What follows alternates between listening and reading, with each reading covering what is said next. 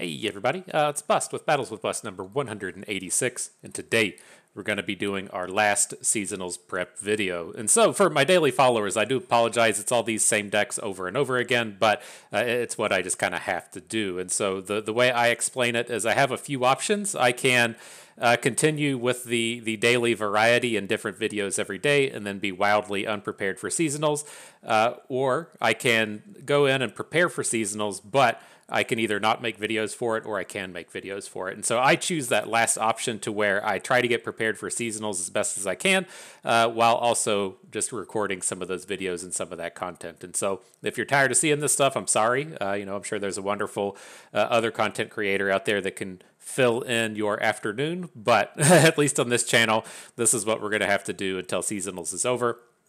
And then we'll get back into more of the varietal of daily different deck lists. And so, if you've been following along with what we're doing, Fizz Riven is the deck that's up here on the screen. I have decided to not play Sejuani Gwen, and I have decided to play Fizz Riven. The kind of general idea that we're looking to pull off with our Seasonals lineup is we expect a lot of Nami decks, whether or not that's Nami Twisted Fate or Nami Lee Sin. They should both be out in full force in Seasonals.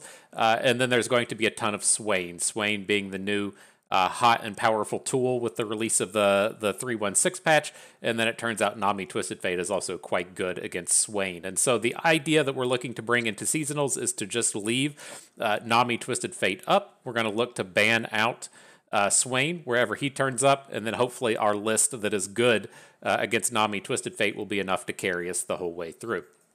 And so, deck number one that we'll be playing there is Fizz Riven. I've been pretty happy with this list. I've been kind of contemplating ways to drop from 3 Papercraft Dragons to 2, but I can't quite pull the trigger on it. It's just like things like Nami Twisted Fate are like a turn 7 deck. You just never have the time to actually play the Papercraft Dragon in that matchup. But if things go like slightly wrong for your opponent, or if you need to be like super all in, or if you're playing against a slower opponent that isn't playing Nami, then the Papercraft Dragon definitely has a role and it definitely fits. And so I've been kind of like on the fence with the Papercraft Dragon, but I've decided to keep in the full 3 copies. Otherwise, the deck list is fully the same from our previous videos. The only, I think, real point of contention with the deck lists like this is how many friendships you're going to play. And I like 2. I don't feel like the replacements, like adding in things like Decimate, really improve things enough. And then I really like the Assistant Librarians. It's so important to have a unit that you can go big with. It's typically Fizz or Riven, but if you don't draw one of them, you kind of need a backup plan. And I think the backup plan with Assistant Librarian has been quite good. And then you do also find yourself in quite a few games against Nami to where you don't want to heavily invest in a single unit since your opponent plays so many Homecomings and Ionian Tellstones, and being able to spread your spells out across 2 or 3 units can be very, very important. And so I've been quite happy with the Assistant Librarian. Deck number 2, this is Misfortune Swain. I can't remember when we made these final edits, but I'm quite happy with the list where it is now with the 1 Heavy Metal, 1 Ravenous Flock, and then there is this 1 copy of Ionian Hookmaster in here. I forget what cuts we made from the previous versions of the list. I wanted to have just like a little bit more top end in here, and that's what the Ionian Hookmaster adds in. I believe we were playing Riptide Rex there for a while, but he was just too expensive, and the Hookmaster does give us something to do with our mana with those replayable weapons. And so I've been quite happy with this list. The thing that might be different here from the standard list is the inclusion of Shellshocker. I just find that we have plenty of things to spend this mana on, and getting to play these free units and then follow it up with a Ravenous Flock or a Heavy Metal or whatever tends to be quite good. And so quite happy with the Shellshockers. They aren't that great on the ladder since there's so much Swain, and with Swain comes the Twisted Fates and the Make It Rains, but with our plan to ban Swain, these definitely shoot up in value a little bit. And then last but not least, we're playing Poppy Taric. This is the one that we don't feature nearly as often, but it's the one I'm quite happy with. This is the kind of bread and butter list out of our lineup. Oh my god, cat has just been, you can't see it, but this cat has just been digging his claws into my leg for the past 4.5 minutes, trying to just power through it, but holy fuck. All right, but no, we're playing Poppy Taric. I've been really happy with this list. The things that I like to comment out of this are, I think it's very important to be playing the 3 copies of Tayari.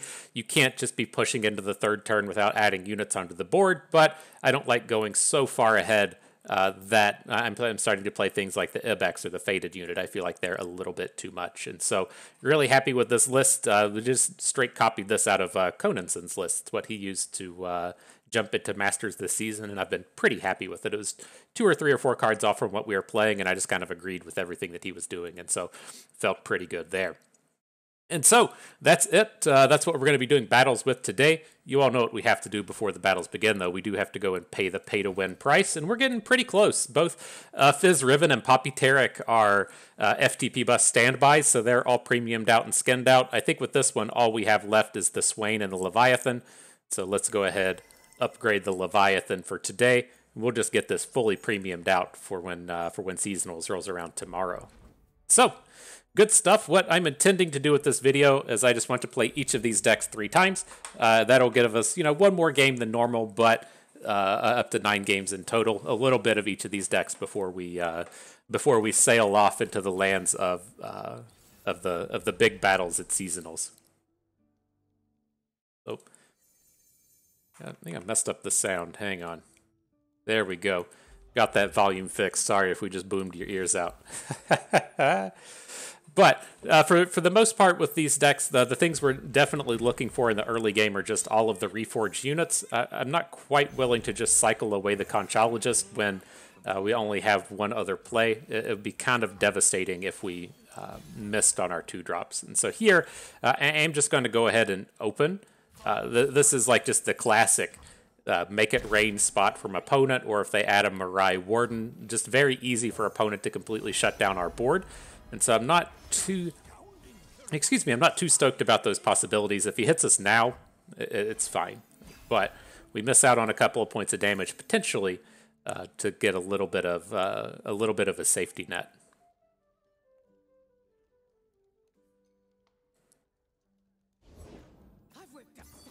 All right, deckhand in.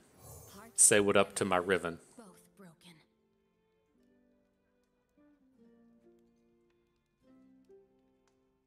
Not too worried about the powder keg here. It doesn't really do anything. It helps turbo up this Swain, don't get me wrong, but like the Make It Rain still would have just killed all of our units. The Death's Hand doesn't kill our Riven anymore. It's not a super effective deckhand.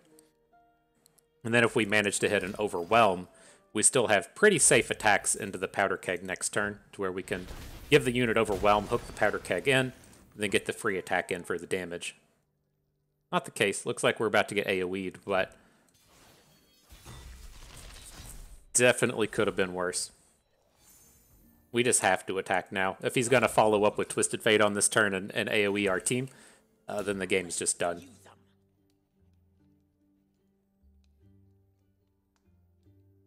We don't want the game to be just done. FYI, little piece of advice. You don't want to be just dead. All right, but not bad. Getting them chunked down to 14. This is definitely a space to where we're getting into OTK territory. And so, if you're new to playing Fizz Riven, you don't typically win with Papercraft Dragons. You typically get yourself kind of built up to where you've gotten in 6 or 8 chip damage, and then you just go, LOL, here's a bunch of burn spells all at once. Oh my god, this cat. I gotta do it. You pick him up and then he just fucking runs away. It's insane. You are insane how dumb this cat is. But you'll typically just kind of find a way from that point forward to kind of come in and close out the game. Living Library is a reasonable way to do it. You typically need your opponent to be a little bit lower for it to pop off here, but it's going to be our choice. It's going to give us an opportunity to potentially just win the game next turn. I'm leaning towards just going for it. Let's see, how close does that get us? If we add the library, it's 5. We need it to get up to 7, so it needs +2. We have the +2 fragment. We might be able to win this one next turn. So we're just going to take this full amount of damage from Twisted Fate Swain. He's going to hit us for 9 in total. Then next turn, we're going to look to +2 attack the Living Library attack, and then we're going to Ruined Reckoner it with a Friendship backup. And so I don't think we ever win this game playing it slow and trying to take down the Swain. And then we don't want to block with Living Library because we don't want it to get hit with Nox and Guillotines or get hit with Ravenous Flocks or whatever. None of those dumb cards.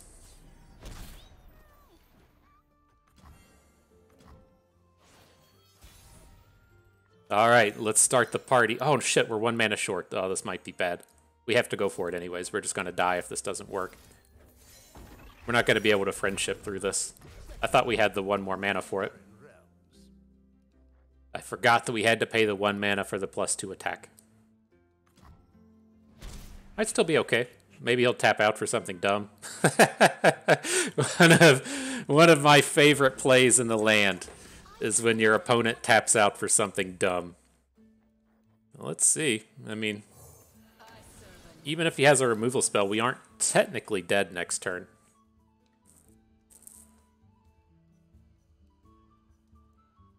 Curious if, I was like, oh my god, cat, go away.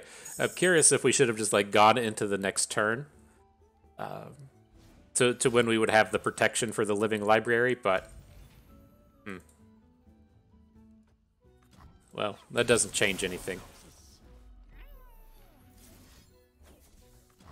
I assume this is going to be a Nox and Guillotine coming in, but can't do anything about it. Ravenous Flock. I was trying to stop and think if there was something we could have trinket traded for. I don't think that there was.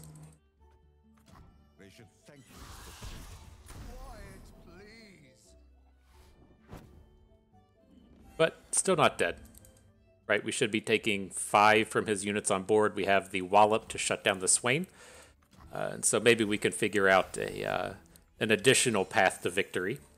Fizz is a usual good path against this deck.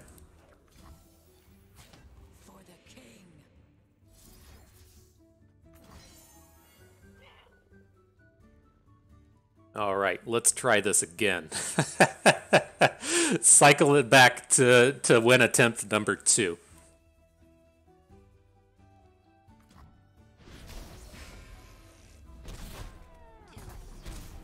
So we can't be OTKing with Fizz this turn. We could look, see what we hit with Trinket Trade, but I would rather have that to protect our Fizz with.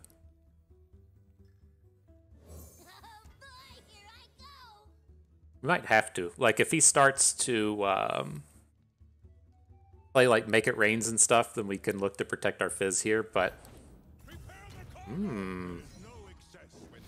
I think we're going to be a little bit short of it, but we can go ahead and spend some of this mana. Get our Fizz up to 3 power. He'll be up to 4 power next turn when he...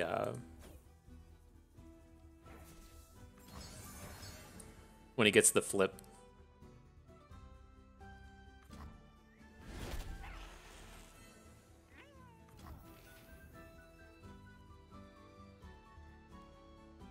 I'm trying to think if I want to go ahead and Trinket Trade. Like, the value in Trinket Trade is being able to counterspell something your opponent's doing, but I'm kind of like leaning towards just opening in on Friendship. That does give up the option to kind of like stop something in the middle of the turn, though. But it's just like so dangerous with our plan being, let's get 2 attacks in with the Ruined Reckoner.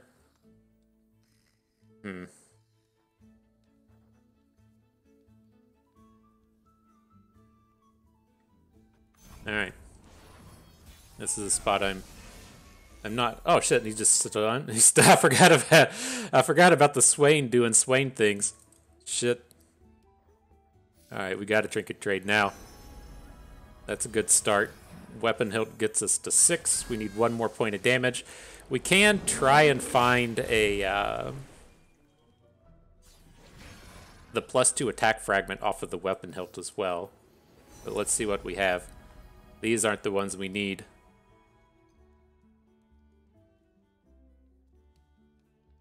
Attachment. Does Sharesies work with attuned units? Like Yuumi?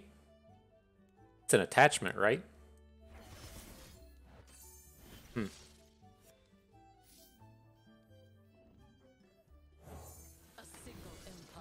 Alright.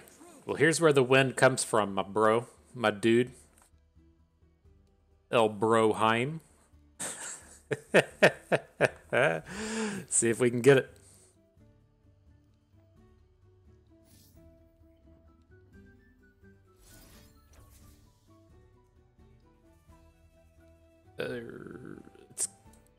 this first. +2 attack. Fuck. F. Alright.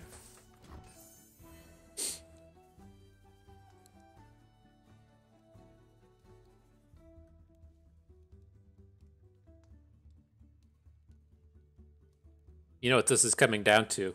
It's that turn 2 where we didn't play the Conchologist and try and get that attack in. It's tough. Tough. We can still draw Pokestick here, but it's not really the angle to be looking for. Oh, we're just dead to the Leviathan. Okay. GG. That's tough. It's tough. I think it's still pretty close in there as to whether or not on that early turn, if you want to if you want to play that Conchologist, and it's so tough. Like if they just get like the full collection of units, if they just get like actual everything with a Make It Rain, then you just fall so far behind. But then you run into spots like this to where you're 1 damage short, and you could have got there in that world where they don't have it. All right, though. Up against Pantheon. Pantheon, Taric, Vi. Interesting combo to see. Not entirely sure what the angle is here. I mean, I get that you can play gems onto Taric and stuff. Just doesn't strike me as powerful. But one of the things that we did run into with the Seasonals prep is if you want to play a Targon Demacia deck, like if you want to play Fiora Pantheon or Pantheon Taric or whatever, you're kind of limited in not being able to bring multiple decks through it. And so this could be an option as to where it's like he wants to play a Targon Demacia deck, but needed to move something out. So not entirely certain though. He's not. I mean, it's not like he's like Pantheon and Taric are kind of the options that you're looking to push into that deck, so it's odd to see them both together here.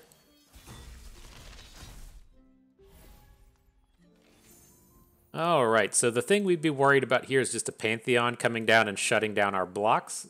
I think I'm good to just open. It's like I'm getting like a little tempted in that we have Pokestick in hand, but that's like, if he has a combat trick, it just doesn't work. So let's get all these fragment cards on the board, and then we can look to make a double attack with Riven on our next attack token. I'm cold, I'm hungry, and there's rocks in me boots. He should have a significant amount of trouble actually killing this Riven. He needs to have like a he needs to have, what are they called? Those thermogenic beams, which you can't do right now. So I'm going to go ahead and flip the Riven. And then next turn, we can open with the Tiny Spear onto Riven to give her +2 attack. See if that gets us close enough. So the +2 attack is the big one. Let's put it on our worst unit. Well, we could put it on... I think this is okay. To put it on the Rune Weaver and try and block Taric with it.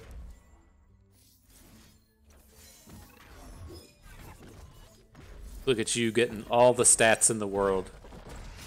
So big, so strong. Good job, Rune Weaver.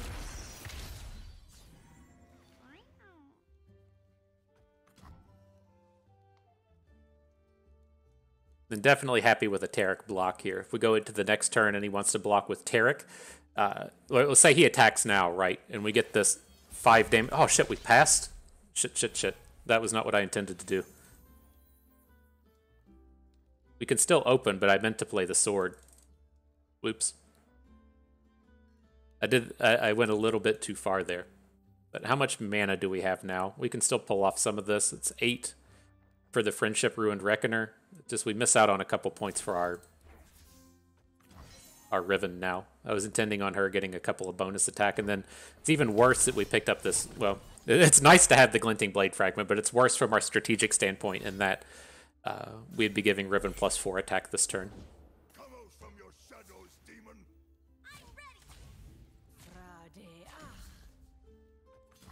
All right, a little bit of whoopsies. It's got a hush, sure. We didn't get too far involved in this.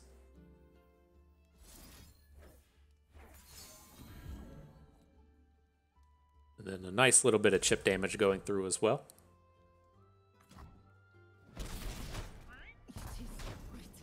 People out here playing Hush is lame, am I right? What's the deal with Hush? If I were a magician, where would I go? Alright, so I think we can add the Librarian. We don't have a ton of mana to spend this turn. And so we could bank 3, but we'd technically lose out on 1 that way. Camp 4 comes in. Looks like Riven's about to get boomed. Sad day for her. See what the Conchologist brings up. Nox and Fervor is kind of interesting, but what's this? What's the options on here? 2 allies get 2/1, destroy a landmark, or make stuff, or put an enemy unit on top of the deck. Can we do? What if we want to Bandle Telstone something here and then just attack next turn? Let's see. So Taric's not flipping this round. He's probably just straight up not attacking either. Could technically try and hit Camphor, but he's just going to start playing more cards. I think we want to go with the Nox and Fervor. It gives us the opportunities to just burn him out next turn. There's also an argument to take Fey Aid if your opponent's playing a lot more removal, because the Owlcat has the spell shield attached to it. But I think this is okay.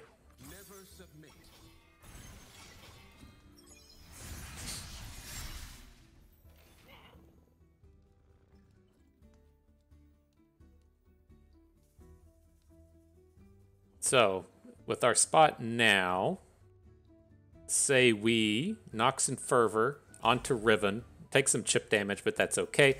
Throw it at face, he falls to 8. He has 2 blockers, he's looking to take 4 as it is, 5 with the pokey stick.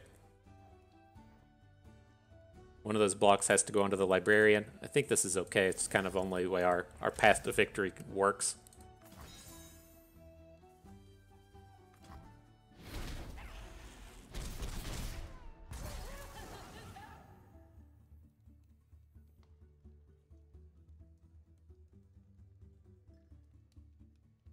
Here we are. Trinket trade. What you got for us? A Wallop? Oh, we can just take Scorched Earth and kill Taric. That's not that bad. Not that bad.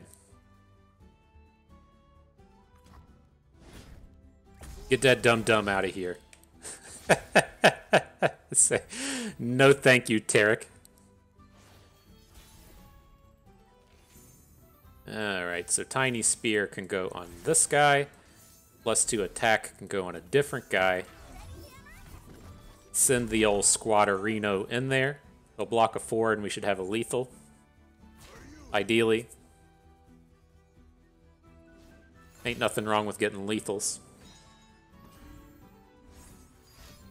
That doesn't do anything. Uh-oh. Got him. Worked him over real good. Good job, Fizz Riven. And so, see, these are the kind of matchups as to where I'm saying, like, do we want to cut a Papercraft Dragon? That's the kind of space to where you can probably find a place to play one. But, like, just in the majority of the games, you don't even play it. And so it's one of those things that's kind of, like, nice to have access to, but it's just so expensive now. Back when it cost 5, right? The big thing that you could do is play it on turn 6 with 3 spell mana banked up, and then you could follow up with another chain of spells, whether or not that was like a friendship or whatever. But it's so tough to pull those things off now. Alrighty though, let's get our last Fizz related battle in here. Move on to the next one. See if we can't keep these nice win rates up. It's really weird with the LP. It's like you're supposed to be top, like there's this new flood of Masters players in, and with the addition of the players, you kind of needed more LP to qualify for seasonals. I was already qualified, but I think I was at, like, when I looked at the rankings this morning, I was at like 1100 but the screen still says I qualified for seasonals both ways.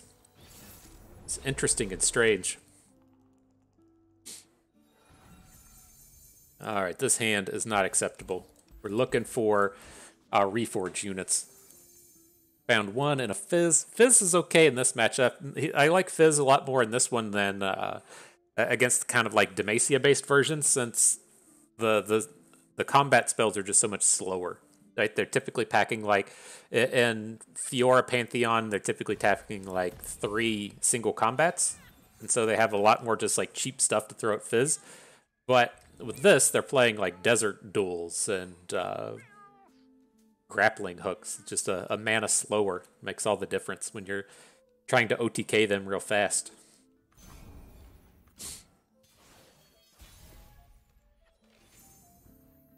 Alright, Rune Weaver, do your thing. Another one that makes me miss Expedition. I was waxing nostalgic earlier this morning with the armored elephant, whatever he's actually called, and that he was the one of the mainstays of Expedition, one of the main reasons to be playing Noxus, and I had him turn up in one of my previous videos, and he's just not good anymore. But I miss the days when he was. Pale Cascade is what I was worried about here. It puts the Saga Seeker up to 4. Now we have to make a decision on if we want to clear out this board, and I think we do. It sucks to give up Elixir of Wraths. These are kind of your main way to be punching damage in here, but my kind of analysis of this game right now is he needs to be like really built up on that Saga Seeker, because he didn't have a line that involves him playing action. Now, if he just comes down and drops action right now, then it's kind of like, fine, whatever, dude. I guess you got me real good, but like his ability to come in and load up his units and everything is really kind of based on the strength of that, building up that unit. And I don't think it was really, it just kind of felt like that was his early play. But this is still okay. We combat a lot better here. With the action is a lot more challenging to grow than the Fated unit.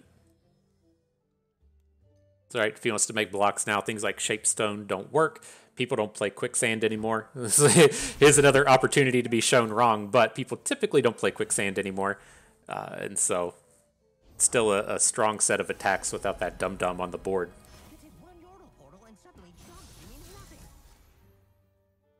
Except Scout on the action, not bad. He's gonna have to stun him. We'll see what we hit off the Face Sprout. I'm really interested in hitting if we can hit like a Papercraft Dragon. That would of course be nice. If we hit a any of the other attaches, that would have been nice as well. Not the case. Kind of okay with Flower Child, but now it just dies to the 3/3. I think we just have to take a Telescope out of these.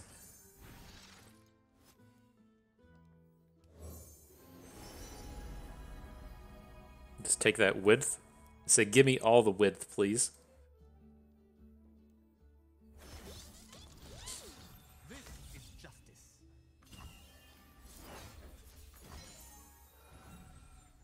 F you, action.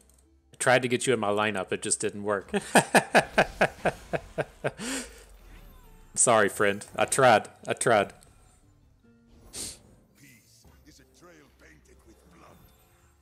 Alright, now the downside with this, we don't have any burst cards in our hand, so we can't like burst and get our Fizz attacking. I was really excited about all this width and these quick attacks, but I mean, it is just leaving 2 damage at home, but I'd really prefer to be opening here.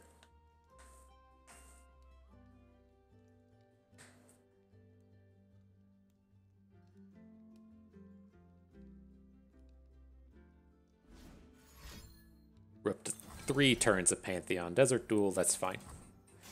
I guess the attacks were not, they were not in the cards for you, Fizz. Sorry, friend.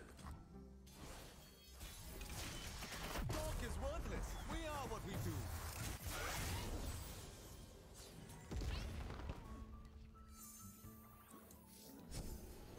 Face Sprout, something cool. I had my eyes set on something better. This'll be okay. Put the quick quill onto our charger. Get some of those delicious overwhelm attacks in here. Works out nicely with the Ruined Reckoner as well.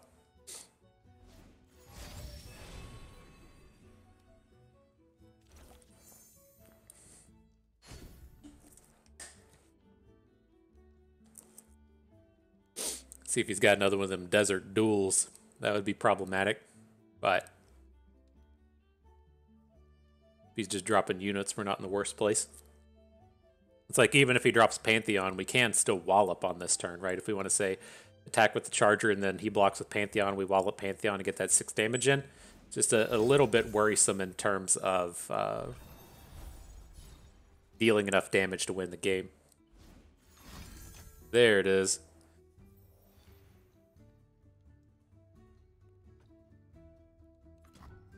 It's a grappling hook too. It was a sad day. We could deal with a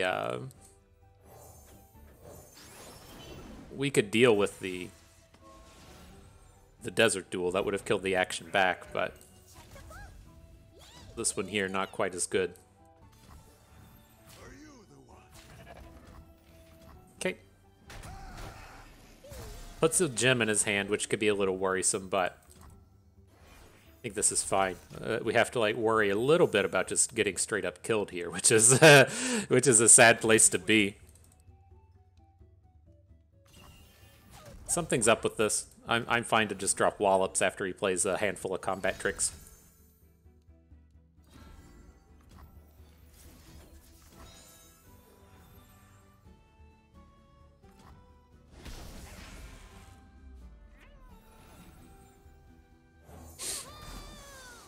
Alright, Fizz, do your thing.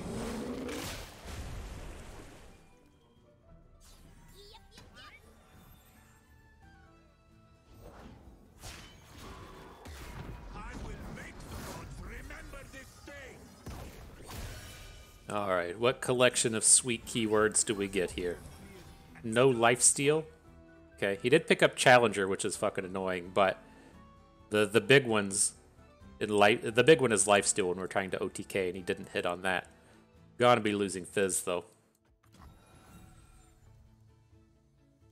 If he didn't have Tough, this would be quite enjoyable with the access to Pokestick.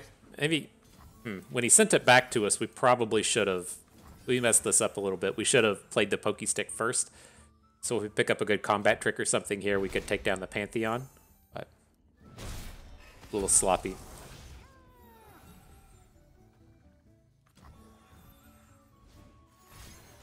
Sure.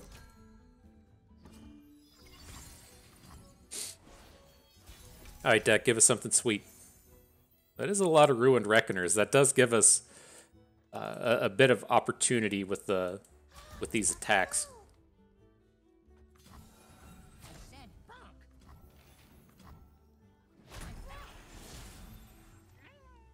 I wonder... Oh. Alright, might turn out better okay this way. We would have had the opportunity to say, like, play 2 Ruined Reckoners, and then attack, and then play the Midnight Raids after the fact. Just runs you into a scary spot to where... oh god, we can't even kill this Pantheon anymore. Oh, no, we'll go up to 7/7, okay. No, it just leaves you in a scary spot to where you're kind of like hand is on the table, and your opponent gets to react appropriately.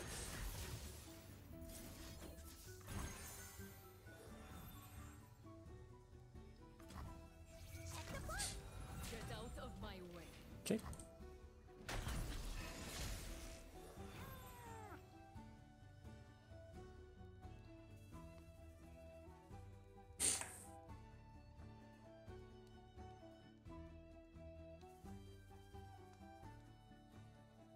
Doesn't seem like he's doing anything too scary, at least up to this point.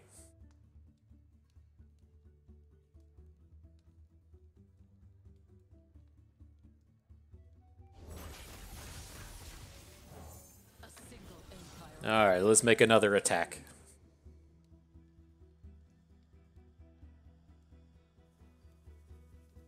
Yeah, I thought he was going to go for the +2/+2 and Spell Shield onto his champions. Just such a powerful board. I was surprised to see him go with the draw 2, make things cost 1 less.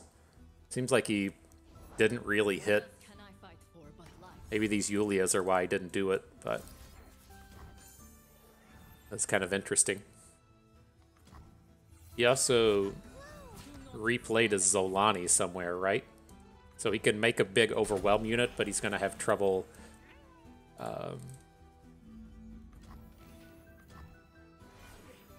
trouble in terms of stats.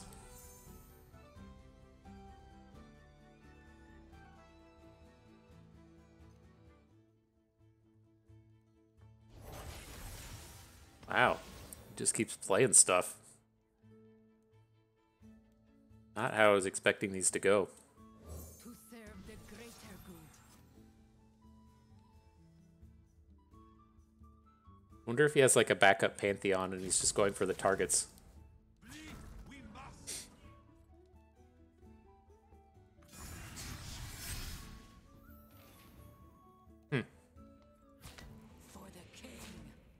So we take 10 this way? I mean, he can't play rallies. He's not playing Demacia.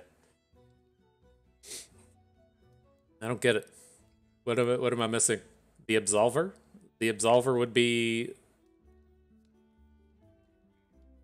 a kill here. We probably have to just play around it.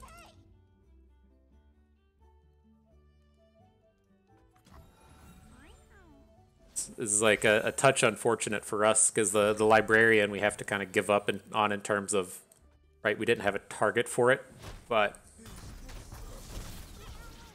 kind of is what it is.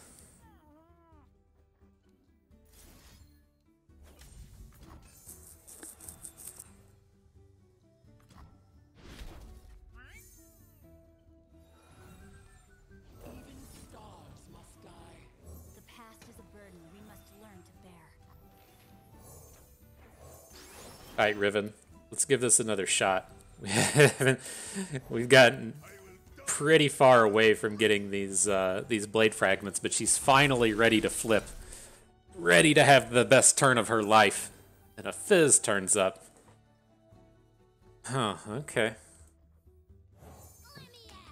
Gotta watch ourselves. He's got Pantheon in terms of blocking Fizz, so we probably can't actually just go ham with him. Yeah, if we put +2 attack onto Fizz, then it doesn't work. Okay.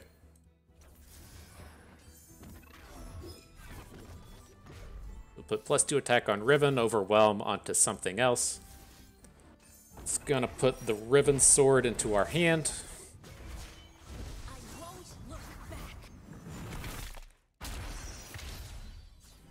Did we? Oh, we should have. I think we messed that up. We could have put the +2 attack onto Fizz, then the Riven sword onto Fizz. Well, we need the overwhelm onto. I like what we did here less and less. We could have put the sword onto. Well, we flipped the Riven, put the elixir on her, put the sword on her, but then we put the overwhelm +2 attack onto Fizz. I think there was a better angle there. There's still much to answer for.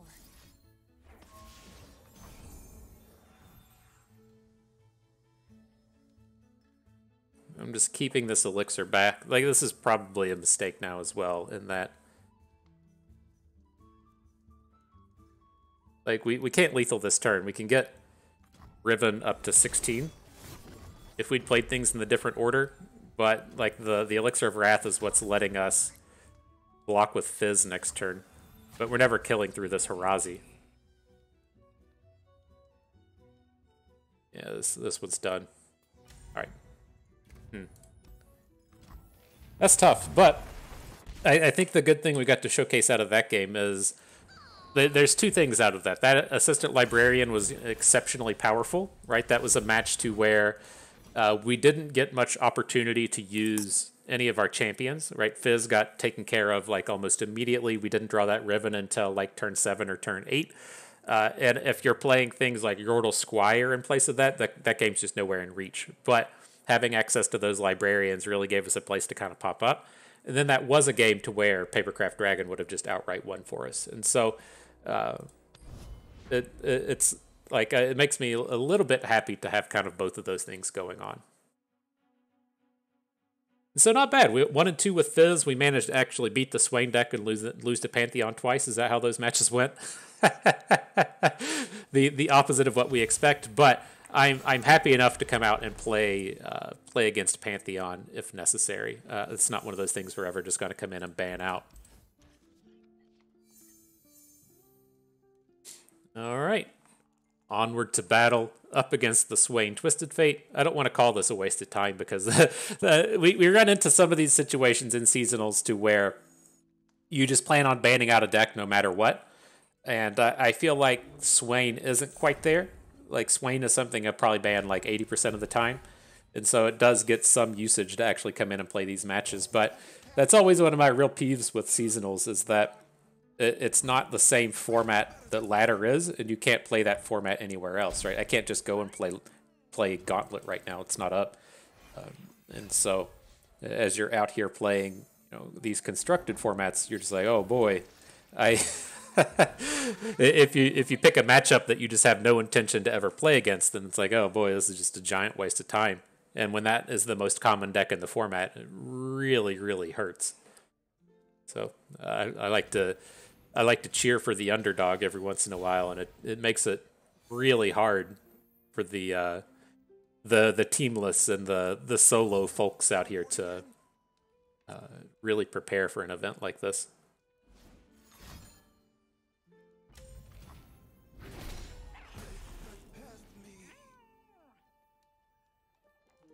All right, the Warden is like the high risk, high reward play here. We hit a Pull Shark, which is kind of cool, but like we could have got the 2 guaranteed good units on the board with the Codger, but I went for the high risk, high reward option in the Mirai Warden.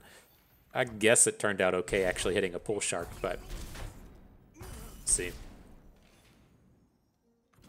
It also runs into problems where he's going to set up like decent blocks on that turn. I would say he probably just doesn't have Twisted Fate here. Because if he's going to... Interesting to see the Make It Rain, because it's like you can set up better blocks with your 1-1. I guess putting the 1-1 in front of like the Mirai Warden made a little bit of sense, but it's a little odd to see the AoE come out of the middle of his hand after an attack like that.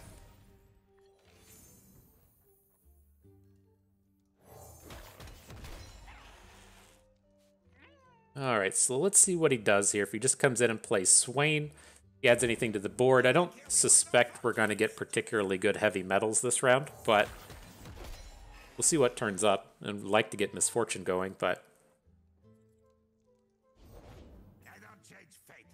she's not the highest damage option we have right now. That would be to add in the Poro and the Fortune Croaker.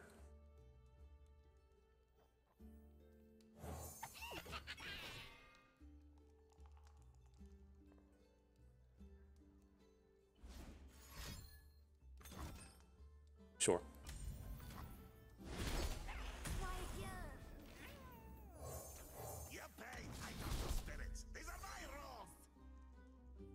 Just go for them damages, please.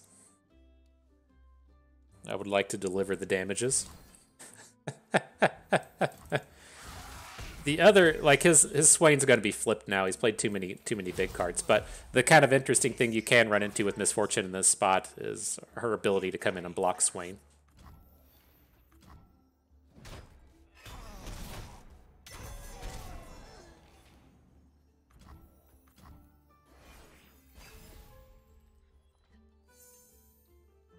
All right, well, I'm ready to deploy more damages. Interesting.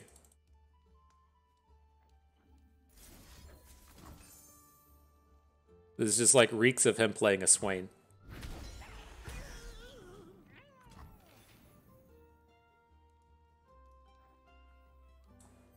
I'm going to add 1 and stop. If he plays Swain now and AoEs our board, it's kind of okay, but we have just like way better options at this point. We actually we just picked up the lethal if we want to go for it. I'm pretty tempted to just drop this because it also gives us just the opportunities to come in and dig for these burn spells. Like with the way that this game was sequenced. Oh, we are one shit. We have a Plucky Poro. Come on, Plucky Poro.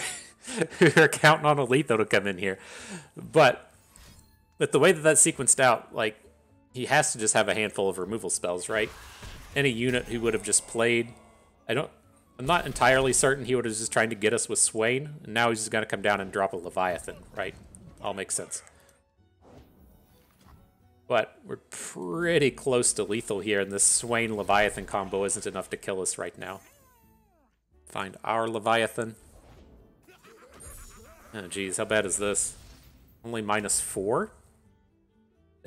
Everything going on the Plucky Poro. How much is hitting our... God, I hate this so much. Like, how much damage is actually going on our tentacle? Can we get out of this? There's 4. 1, 2, 3, 4. Okay. So that's going to be 8 damage onto the tentacle.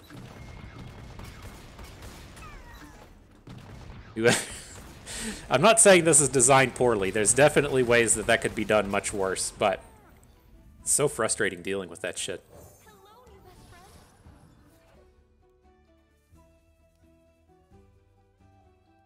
Here, we're just gonna get wider than him.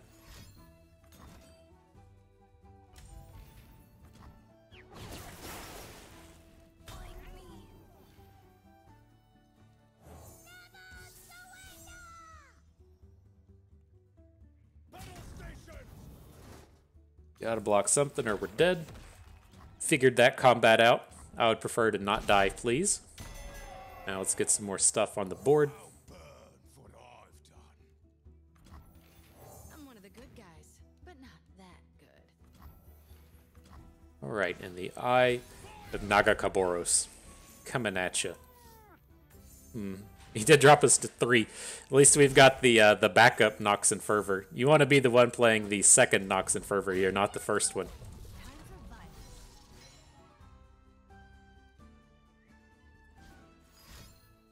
Okay.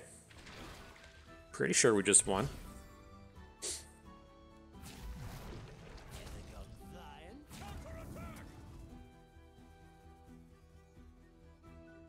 Did we do it? Are we getting there? Are we gonna market a W for bust? It's one of my favorite things to do.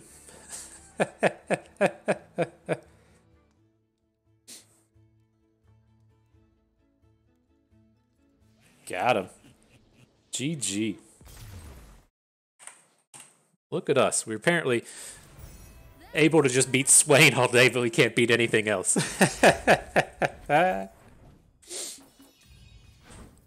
Alright, GG. That was odd.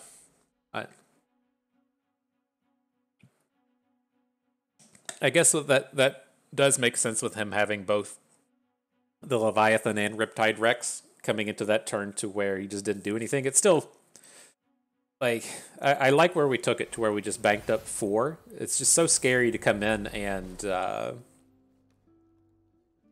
put yourself in that spot to where you just die. You just, right? You just, if he gets the Swain and AoEs like all of our mana, then we just die. But if he AoEs some of that stuff and then we still get to play a 1-drop on a Misfortune, then it's not the end of the world.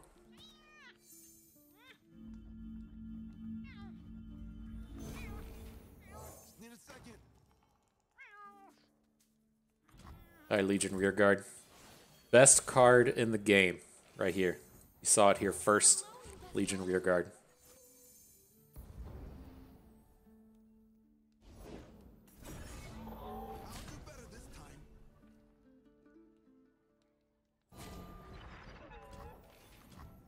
Okay.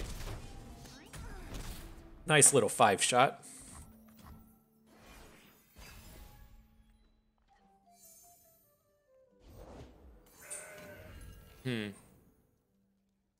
All these Eye of Nagakaboros is like, do we ever want to bank up 1 mana so that we can play the Eye next turn? I doubt it, but something to consider, something to contemplate. And I'm gonna say, like, I'm not really excited about blocking this Mountain Goat, but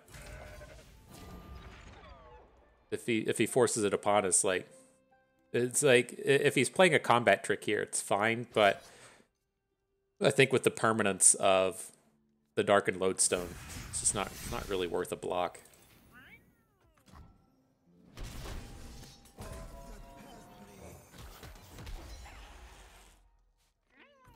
You gotta be getting that width here.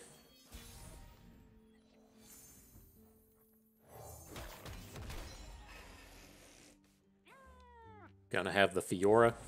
Nope. Okay. You're looking at Ionia's cookie chef 10 times running. Alright. Attack time. Ready. Let's push him in the middle. That's the best part of the game, right? That's the best part of any game. Swinging them all in. This is definitely not good. Need a make it rain or something to come in and clear these units out.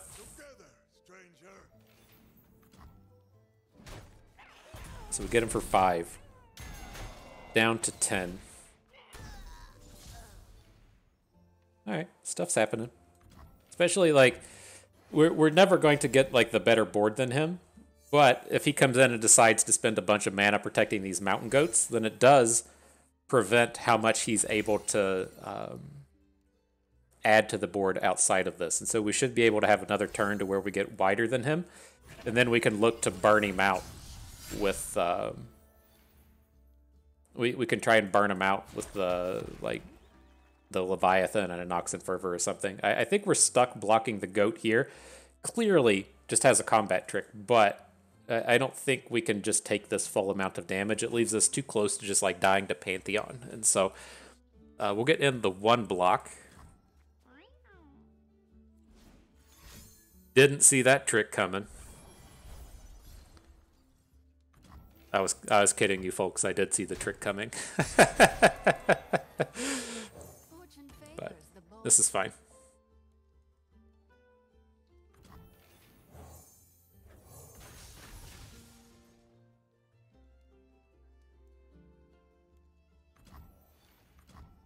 Righty. Let's see. Probably playing the Eye of Nagakaboros and attacking. Wow, it's pretty tempting to not open when you hit the Ravenous Flock, but I think we just have to play it in the middle of combat. Holy shit, we picked up 2 units. Okay. Never mind. So like a Pantheon would be... Oh, Pantheon's not even going to be flipped here. This is okay. Just get the squad on the board.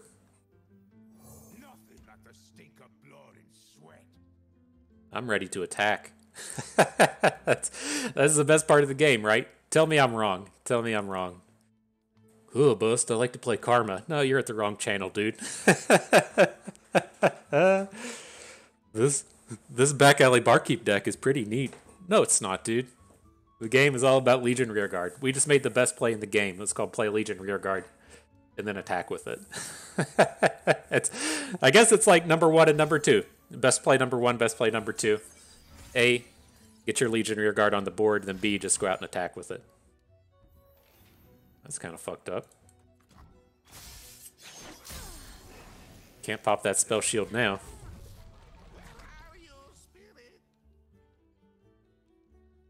Turn away.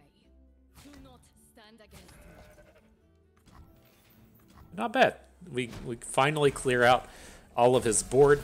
He's nowhere near lethal now, right? He's only got Yulia on the board. I guess he can play a Zolani.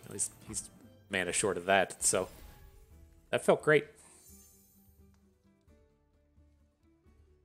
Lots of options for this round between the Make It Rain and the Ravenous Flock and stuff. See if he plays like the gem onto Yulia, then plays a unit or something. Cam 4.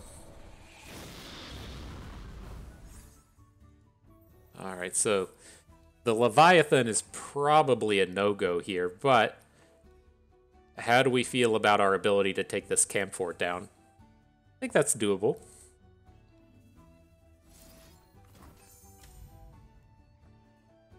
So we'll pop the spell shield onto Cam 4. He's going to get into combat with the Tentacle, then we can clear him out with the Ravenous Flock. Ideally. Opponent's up to shenanigans now, but some potential there. Time to move on.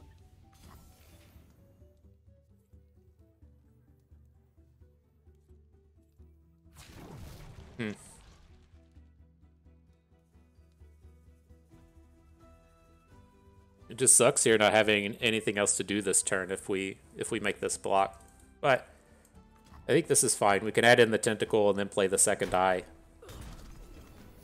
You definitely don't want to play it in combat there. Nox and Fervor, Misfortune, really close to the lethals.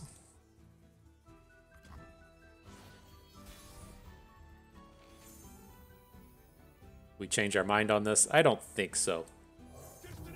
It's going to take him still quite a bit of work to have a lethal next turn.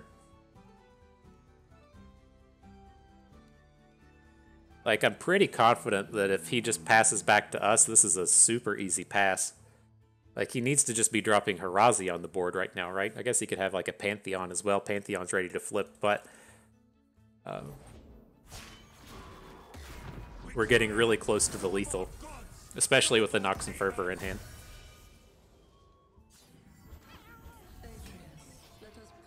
We hit Lifesteal in here. I do not fight for you, creature. Such a small Pantheon, though. You're so cute, but you're so small. Just a 4/3. Oh, man. Ugh. That's kind of gross.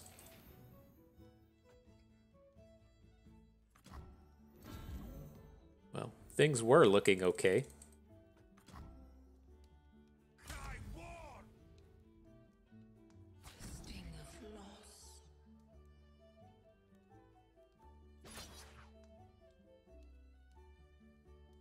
He's only coming in for 5.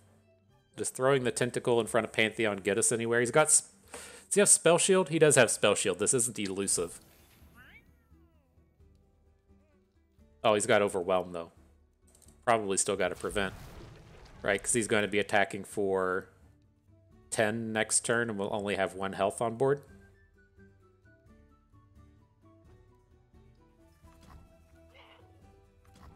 We do, at this point, get to drop a Ravenous Flock onto Camphor, but... Oh shit, no, he had Barrier. Oh fuck. I think we might have fallen. Was the answer there to just not play the Leviathan and play this other stuff? That seems pretty off base.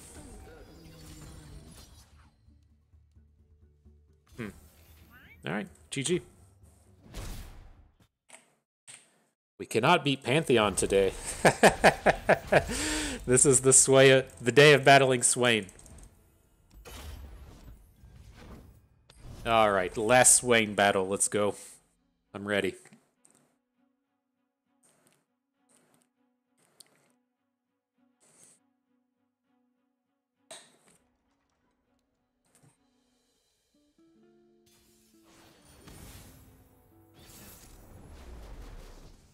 Trundlemere with Ionia. I feel it, my dude. I like what you're about. See if we can't get a little bit of that Targon's Peak on the board. Oh, he's not playing Targon. I guess we're not going to do... I like this less. He's probably out here playing Deny and stuff. Alright, I take back all the nice things that I said.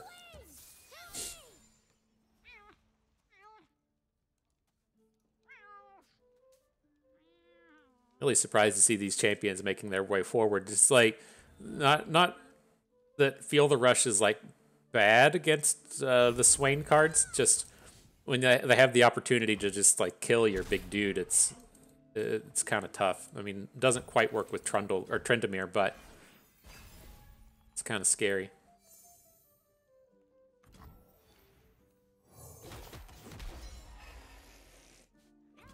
Hey, dude, I'm playing the curve. I'm not, like, super sold on the Jagged Butcher. If he's going to Avalanche us next turn, then we just, like, outright lose the Butcher when he would be good a little bit later. But if he doesn't specifically have the Avalanche, then I feel a little bit better about it. Right, he's just, like, never going to level up in this game.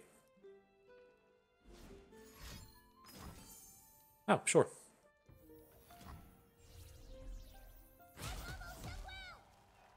On board with that.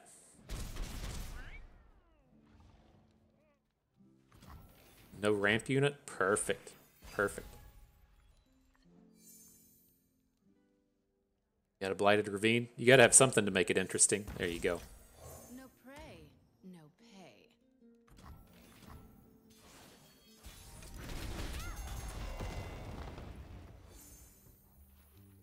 Gotta go with the flow. Hi, Zap. Let's get him.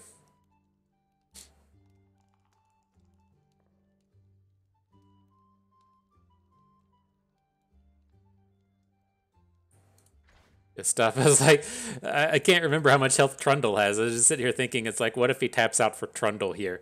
Do we get to make it rain Ravenous Flock and take him down? We do not. I did the mathematics. It's not enough. Not enough. Set sail. So I think at the end of the day here, like, we're going to be playing the Make It Rain. We do have the option to here again play Make It Rain first, let it happen, and then follow up with the Ravenous Flock. We do a little bit less damage this way, but I think it's okay. It's just the opportunity for follow-up is pretty high.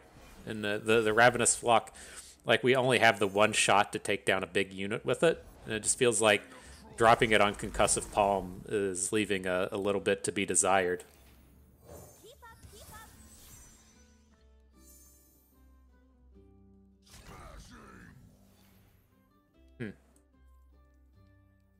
My kind of party.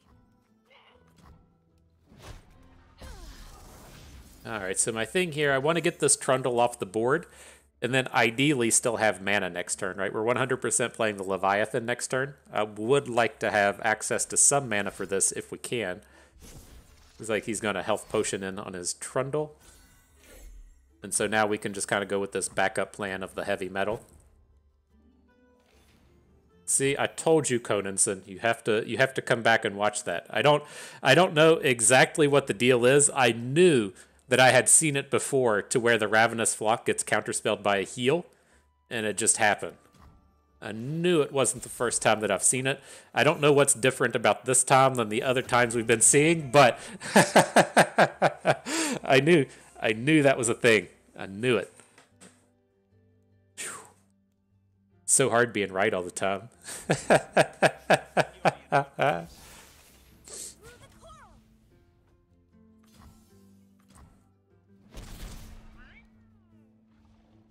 You got to bring up Conanson all the time in this one. He's the one that brought us the Poppy Taric list we like. He's on Twitter. He shares a daily rules Twitter thing, which is quite nice. I try to follow that daily, and then he's done an exceptional amount of work for the Path of Champions. And so it's a nice little follow on the Twitter. It's a nice follow on the YouTube. They have a sweet podcast that they do as well. Lots of good stuff out there.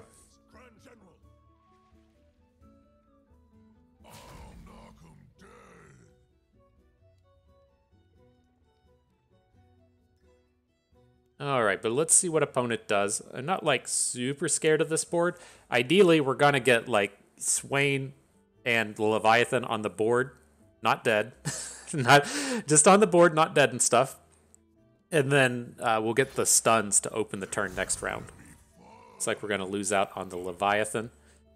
Nothing to really do about that. We can try and take his Trundle down if we want, but I have, like, two questions with this board, right? Number one is, how bad is it if he has a Battle Fury, right? So say we block this. This is a good block over here, right? With the Swain onto the 3/3. And then if he Battle Furies down our Swain, do we care? And then are we willing to just, like, no block? And I think this is fine.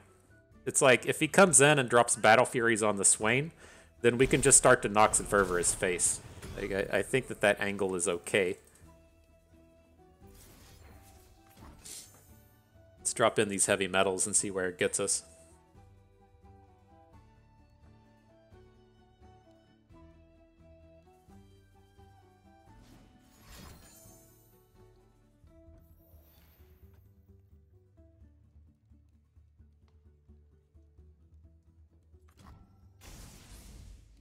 All right, so the new question is, do we want to add Misfortunes or do we want to try and Nox and Fervor down Trundle? And I'm leaning towards just the Misfortune. I think we just have to kind of give up on our Swain getting lethals here, and then we just have an exceptional amount of burn in our hand. Hopefully that'll be enough to carry us the rest of the way. Let's do this. Oh, did we mess this up? I forgot that the ice pillar we should have gotten a hook into. We could have hooked it and then potentially made a Swain flip attack this turn, right? So say we hook in the ice pillar with Swain, and then he plays, I don't know, a flash freeze onto Zap, and then we Nox and Fervor the Zap down and hit the ice pillar. That's gonna flip our Swain, and then he's gonna get big and have Overwhelm and then do the big AoE stuff. I like this hook into the ice pillar. And then if he plays Battle Fury, who gives a fuck? We just win the game. But this was definitely a little sloppy not bringing the pillar in. It's too busy bringing that hype in the chat to Conan, and so...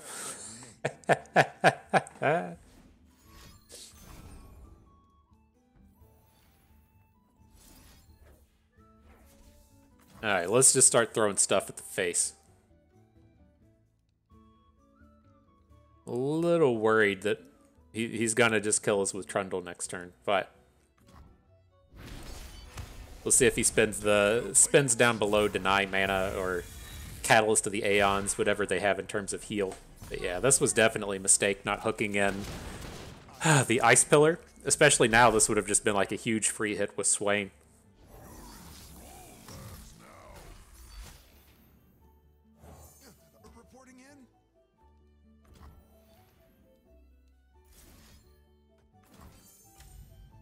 We missed the Ice Veil.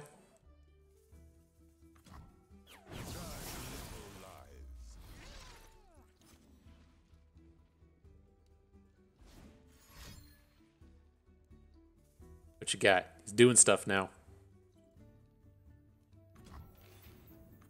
This is one of these spots I'm kind of... It's kind of odd to me. It's like we're giving him an extra draw to potentially have a deny to stop the Nox and Fervor. Like, we probably should have just played it last turn. But it's like so easy for them to have denies that it's a little worrisome. Here we just have to take it. You can't throw a block in front of Trundle and then give him the opportunity to play cards. So we just have to take that hit. I mean, I don't know what this deck would have in terms of being able to... Oh my gosh, we've just lost this one now, haven't we? It's close.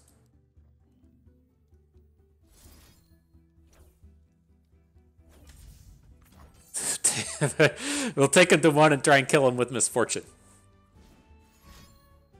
There's the deny. Okay. But yeah, the definite mistake in this game was not attacking with the Swain last turn. We could have probably got something happening there. Just that flipped hit and having all that action happen would have been exceptionally strong. That one's on me. Trundle Quake, sure. All right, GG's. Not a good set of games for the old Swain deck. Apparently can only beat the Swain. Swain's all we can beat today, but these are good. These are good, especially if we slow down a little bit as we're playing seasonals and not focusing on having the 100% commentary. But good. On to the Poppy Taric. It's been a pretty reasonable set of games. Riven Victor. Are we getting down to the? Are we getting down into the dumpster legend? We're gonna have to face up against the meme decks the rest of the way. This was a horrible start. This is exactly what I was talking about as to why I want these Tyaris in our deck. Just if we don't do anything until the third turn, we're going to be like so super far behind, especially against what should be a pretty aggressive deck. You can see the aggro happening with the Fearsome Rider coming in now. Tyari here, thankfully, to save the day. But when you see these hands, it's like Protege, Aegis, Relentless Assault. Like, these are exactly why I think it's so important to have the likes of Tyari and just a little bit of this early game. Because we have drew almost all of our top end. Painful. You call this a fight? I'm positive. You've got this. Like, I think we probably have to go for this. Like, I'm thinking that we do have the Pale Cascade in hand, so we can block a Fearsome, protect Taric, so we just, like, hook his small unit, but it's a little worrisome to just let that thing sit around.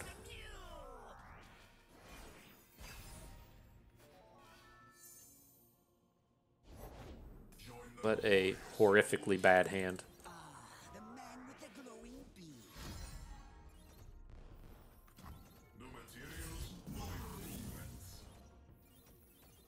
Horrifically bad. I'm losing it. Horrifically bad.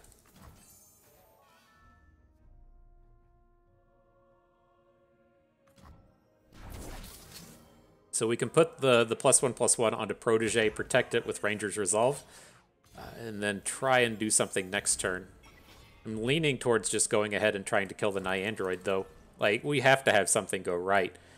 I mean, I guess we can go into next turn and try and Concerted Strike.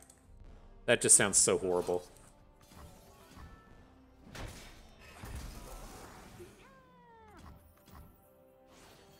Sounds horrible, I tell you.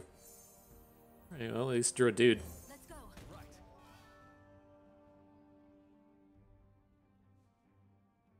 go. I think if he passes, we'll just pass here. This attack isn't spectacular. Just getting to deal 4 damage and probably putting some damage on the Sojourners. Now that he's tapped out, it's okay, but a little scary. Uh-oh. Uh-oh, he's bringing emotes already. Are we dead? Apparently.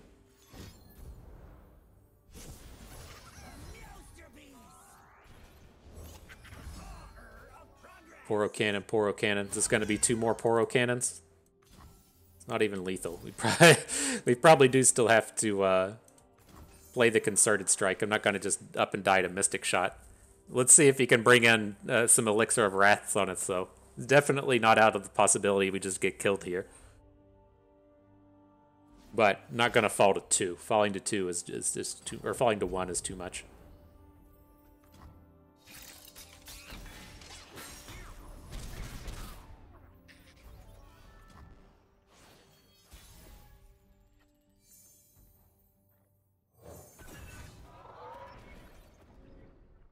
Alright, well, there's some possibilities to win here if he gets overly clever.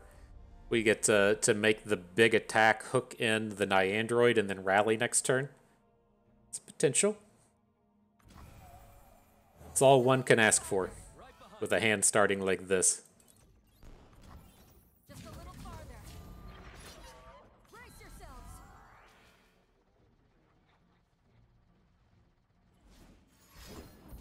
Yep. GG.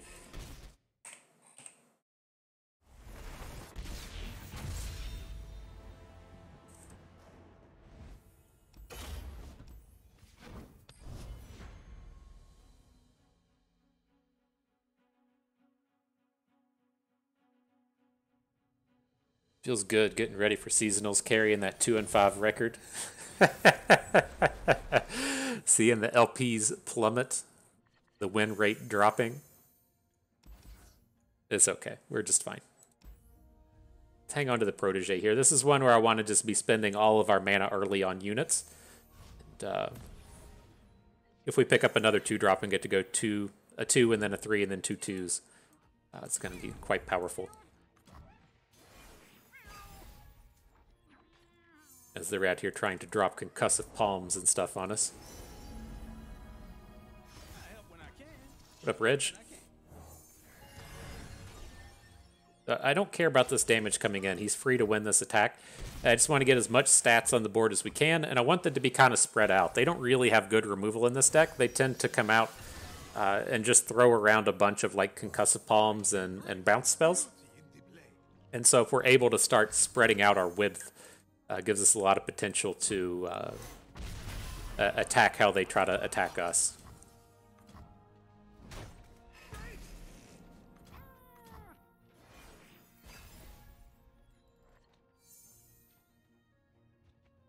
All right, well, we're in a decent spot for next turn if we can draw a big card, right? If we can play the Broadwing Tracker this turn, then go into next turn, hit any of Taric or Poppy or the Protege, while also having access to good combat tricks and a little bit of spell mana, we should be in a really good spot. And it's not the end of the world if we don't draw like one of our big high-powered plays next turn, but we do need it kind of fast.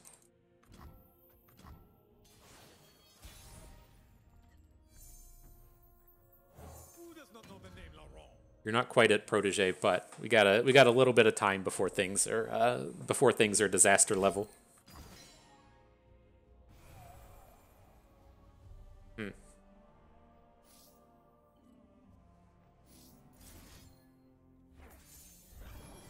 I don't know if I would classify that as nice, dude. I don't think I would.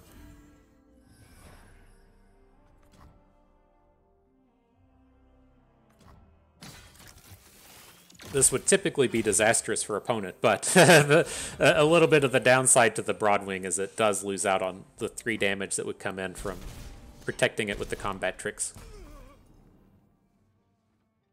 But still in a great spot if we can find a Poppy or find any of our 4-cost plus units.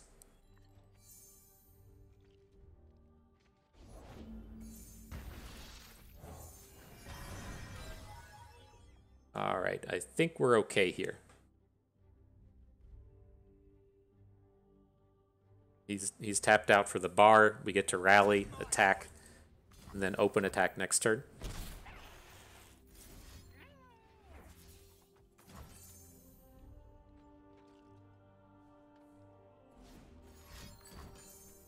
Okay. A little worse. A little worse. We're only going to be coming in for 4. Yeah, it's definitely worse. We're not going to be lethal anymore. Still definitely worth going for, but it's going to be a pain. Give us something good.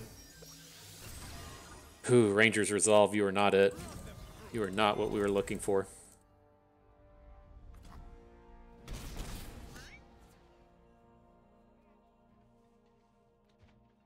This is definitely the turning point in these games. They're gonna... Oh boy.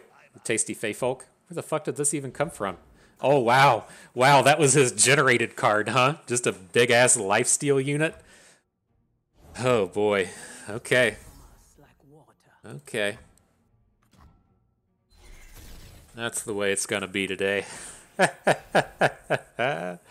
That's the way it's gonna be today. And here's Poppy. Hour too late.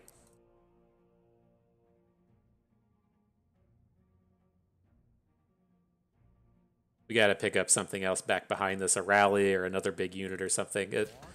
Like, we just don't have a way through this Feyfolk that really preserves everything. Like, I'm going to start it like this. It prevents 1 heal with the tough, and then it requires them to have another card. And then we do still have the sharp sight to come in after the fact with.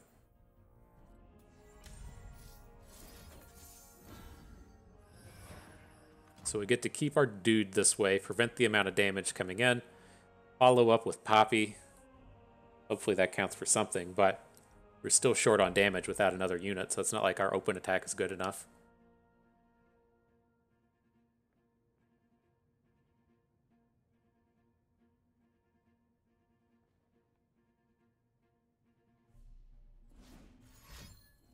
Can't wait to see what this one is. It's not like unreasonable for it to be a homecoming or something. This game was done when he had the Mystic Shot on our rally turn, but interesting. So he doesn't get to gain anything. Leaves us in a spot to where we might potentially be able to get a kill with Esmuth. It's probably going to be too short, but yeah, that's about right. Okay. Haven't given up yet. Hope is not lost.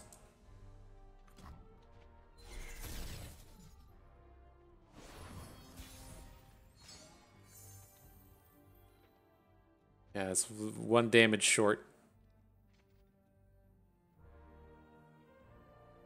Okay. GG.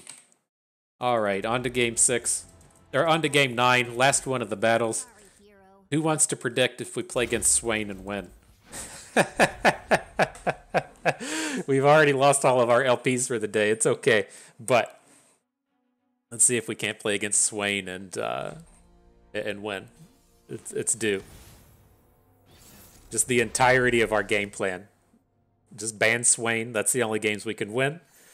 Come out and have strong game against Nami. Twisted Fate just straight up don't play it all day. This is what happens though. I need to focus up and then just get a handful of wins and push up a little bit higher as you're down in this kind of like 0 to 50 LP space, especially as there's a lot of new Masters players. You're gonna see just this off meta stuff. It's not a big deal, but doesn't bring the most big assists in getting ready for seasonals. So I need to tighten up a little bit, focus in. Get up in that zone where people are trying too hard when they don't need to be. that does remind me of a thing I've seen with the changes to the LP, and now that there's a larger collection of Masters people. I say more power to you. I'm glad to see the additional people turning up into Masters. What I equate it to is like, you go and look on Reddit and people are like, it's not an achievement anymore. It's not a big deal. Everybody does it now. It's too easy. It's like, fuck off, right? There, in my times playing Magic, there was always this dude who like the entirety of his life was based on their performance at Friday Night Magic, and they kind of felt like they were God's gift to gaming because they're able to win a Friday Night Magic. And it's just like they were like horrifically like shitty to be around. They were not fun in any sense of the term.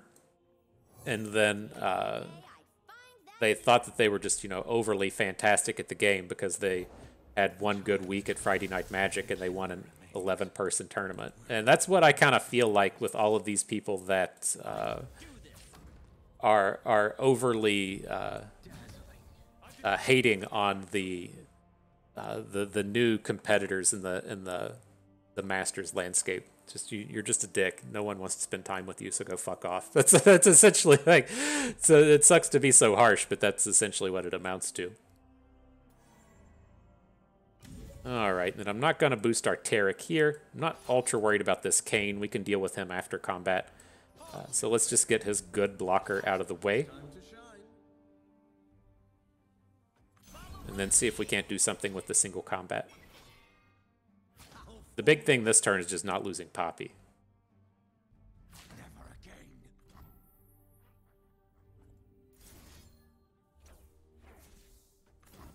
She should be safe here with the 4 health and a 2 power attacker.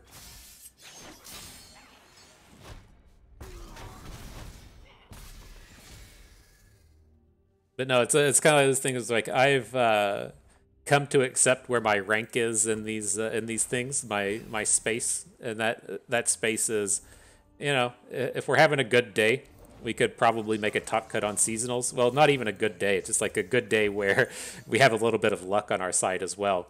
Then we could probably pull off that good run. But I'm most certainly not one of these people that's going to do it consistently. I'm not going to do it on a bad day. Like if the cards don't fall just right, we're not going to be getting those big wins.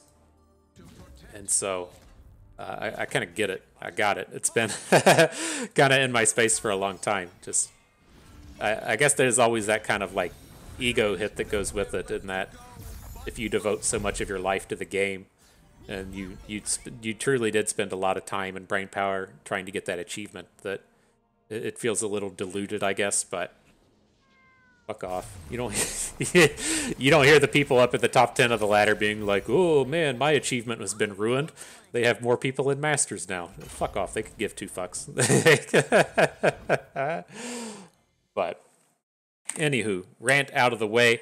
Not a bad set of games. I'm pretty happy with how those went as seasonals approaches, and I get to spend a little bit more time not just making babble and making words in the middle of every game. When you get to focus in a little bit tighter, I feel like some of these would have been a little bit more successful. And so, not bad. I think it's a good set of games. I hope that gets you amped up and ready for the things that are coming for seasonals, and then a day or two from now, we'll get to quit quit playing these same decks. I've played like the same 4 decks for the past week. I do apologize to that for everyone, but again, for me to get ready for seasonals, it's either just don't try, which is fine. I can keep making daily videos of whatever decks are out there, and then do try and don't make videos, or do try and do make videos. And I do take that last route there, where I do try and then I do come out and make the videos. And so hopefully you can at least appreciate it. And if you've been tired of this stuff, I hope you found another way to fill out your day instead of my beautiful voice and pretty face and nice beard. But nonetheless, that is going to do it for us today. Hope everyone enjoyed the video. Hope you maybe learned a thing or two along the way and had a good time watching. This is Bust, and we thank you for being here.